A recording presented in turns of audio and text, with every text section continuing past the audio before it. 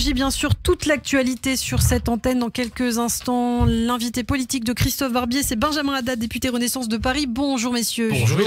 Mais tous en cœur. Mais avant, c'est Annabelle Nakache que l'on retrouve avec joie. Bonjour Annabelle. Bonjour à tous. Eh bien, si j'ai réussi à me lever aujourd'hui, c'est plutôt parce que j'ai pas réussi à me coucher, parce que je suis allé à un concert. Ah ouais, vas-y Annabelle, raconte-nous ta vie nocturne débordante. Bon, c'est plutôt le concert est venu à moi. Ah, carrément, un concert privé à la maison. Ouais, concerto de tout simultané, en provenance directe live de la chambre de mes enfants. La saison de la chasse aux microbes est ouverte, mais on n'est pas du tout armé.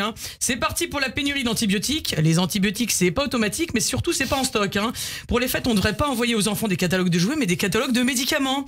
Vous vous rendez compte que ça devient plus facile de se procurer de l'ecstasy au Sénat que de l'amoxicilline en pharmacie? Par contre, il y a une autre drogue qu'on peut se procurer très facilement à l'Assemblée, c'est l'amnésie. Elle tourne beaucoup chez les députés LFI, et alors elle a des effets néfastes. Ils se rappellent plus de certains faits, mais le plus étonnant, c'est qu'ils oublient seulement les faits qui les embêtent. Ou encore, ils se rappellent plus des personnes douteuses qu'ils fréquentent, notamment des gens du FPLP, Front Populaire de Libération de la Palestine, mouvement que LFI a oublié de considérer comme terroriste. LFI, ils ont instauré un petit jeu entre eux, comme quand tu fais tomber ton pain dans la fondue, bah là c'est, s'ils se laissent aller à dire le mot terroriste, ils ont un gage. FPLP donc, qui détiendrait probablement la famille Bibas, avec ses deux petits amours, Kfir, 10 mois et demi, et Ariel, 4 ans. Et alors soudainement, FPLP, LFI connaissent pas. Nos liens avec le Front Populaire de Libération de la Palestine, inexistant. Inexistant? Non, bien sûr que non. Cette organisation, nous ne la connaissons pas, nous n'avons jamais travaillé avec eux. Pourtant, c'est bien le même Bompard qui a reçu Salah Hamouri dans une conférence le 23 novembre. Un hommage vibrant, chaleureux, fraternel à Salah Hamouri. Et c'est Ercilia Soudé qui a invité Mariam Abou Daka à un ciné-débat juste avant le 7 octobre. En plus, j'ai invité Mariam Abou Daka, alors là, c'était le pompon. Je me lasse pas de le faire sans rire. Ça se fait pas de renier ses potes comme ça. FPLP, je connais pas, jamais vu, jamais entendu parler. Mais il est à côté de toi là. Connais pas, je vous dis. Mais là, il te tient la main. Je sens rien du tout. Mais là, t'as le nez qui s'allonge, Pinocchio, quand même. C'est un peu comme si blacklistait un ex encombrant et toxique, ou comme si Marine Le Pen essayait de nous faire croire qu'elle connaissait pas Jean-Marie. Bon, c'est pas beau de mentir. Mentir un jour sans détour, effacer, oublier notre amour.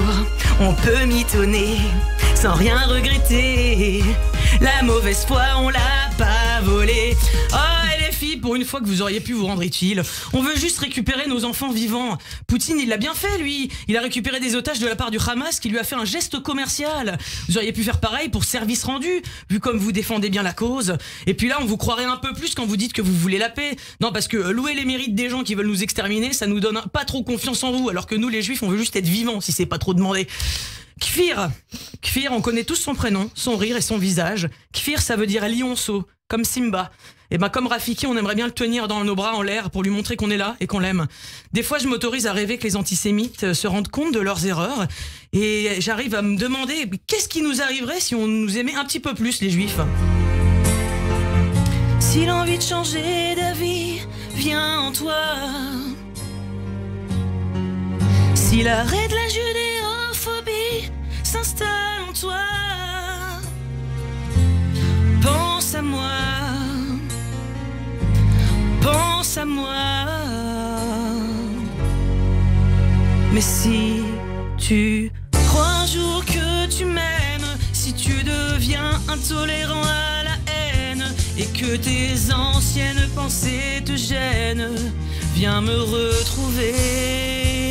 Oui, je rêve et après je me réveille. Et là, je pense au regard apeuré des enfants qui ont été libérés, au cauchemar réveillé que vous faites subir aux otages et à leurs familles, et je me dis que vous aurez ma haine.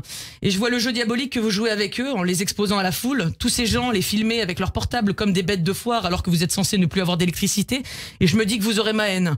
Et je vois toutes ces familles qui ont volé en éclats, le plaisir avec lequel vous avez joué avec leur vie, leur corps, leurs âmes, et je vois comment vous faites un tri, une loterie de qui part, qui reste, comme dans les camps, et je me dis que vous aurez ma haine. Et je vois comment ma fille de 6 ans pleure quand elle entend désormais une musique festive israélienne parce que ça lui rappelle ses cousins et ça lui fait penser à la guerre, et que je vais être obligé de raconter à mes enfants ce qui est arrivé en 39-45 mais aussi en 2023, et je me dis que vous aurez ma haine. Et parce que je pense à ceux qui font semblant de croire que rien n'est arrivé, qui veulent des preuves même quand ils en ont déjà sous le nez, et je me dis qu'avec tout ça, si un jour vous revenez vers nous, vers moi, contrairement à l'autre, vous aurez ma haine. Et comme j'aime bien rester sur une note positive et lumineuse, pour finir une petite blague. Tiens, il y avait longtemps. C'est la SNCF, ils se réunissent pour décider de ce qu'ils qu'ils vont faire à Noël. Et là, il y en a un qui dit hey les gars, si cette année, pour changer, on faisait quelque chose d'exotique, si on faisait pas grève. Et ben voilà, c'est la chute, c'est une bonne nouvelle, hein.